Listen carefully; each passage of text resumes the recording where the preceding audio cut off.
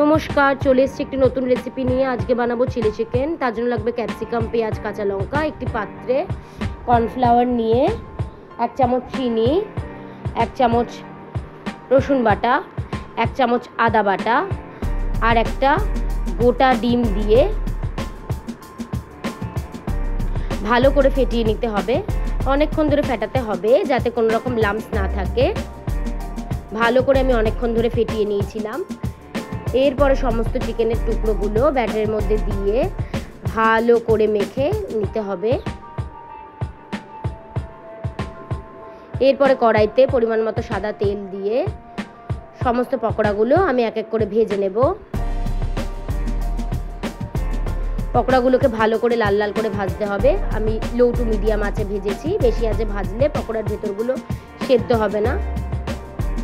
আমার পকোড়া ভাজা হয়ে গেছে। আমি এবার একটি পাত্রে পকোড়াগুলো তুলে নেব।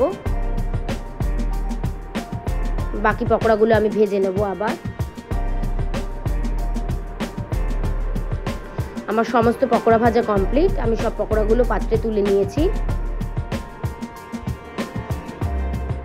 এবার আমি পকোড়া ভাজার তেলেই দিয়ে দেব ক্যাপসিকাম, পেঁয়াজ আর কেটে রাখা কাঁচা লঙ্কা। কিছুটা কাঁচা লঙ্কা আমি বাইরেও রেখে দিয়েছি।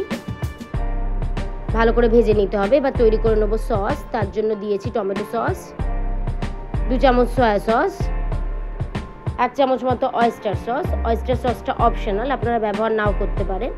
আর 1 চামচ ভিনিগার দিয়ে ভালো করে নাড়াচাড়া করে নিয়েছি। এবারে দিয়ে দিয়েছি 1 চামচ রসুন, 1 চামচ আদা বাটা। ভালো করে নাড়াচাড়া করে তাতে দিয়ে দিয়েছি সস। এরপরে 1 চামচ নুন দিয়ে ভালো করে নাড়াচাড়া করে দিয়ে দেবো 1 চামচ চিনি। স্বাদের জন্য নুন আর চিনিটা আপনারা নিজেদের ইচ্ছা মতো নেবেন। এরপরে চিকেনের টুকরোগুলো দিয়ে ভালো করে নাড়াচাড়া করে দিয়ে দিয়েছি কর্নফ্লাওয়ার গোলা জল। আমি গ্রেভি বানাবো তাই 2 বাটি জল আমি এক্সট্রা দেব। জল দিয়ে কিছুক্ষণ নাড়াচাড়া করে 5 মিনিটের মতো ফুটিয়ে ওপর থেকে কাঁচা লঙ্কাটা দিয়ে দিয়েছিলাম। এরপরে আরও কিছুক্ষণ ফুটিয়ে নামিয়ে নিলেই তৈরি হয়ে যাবে আমাদের অপরূপ স্বাদের রেস্টুরেন্ট স্টাইলে চিলি চিকেন।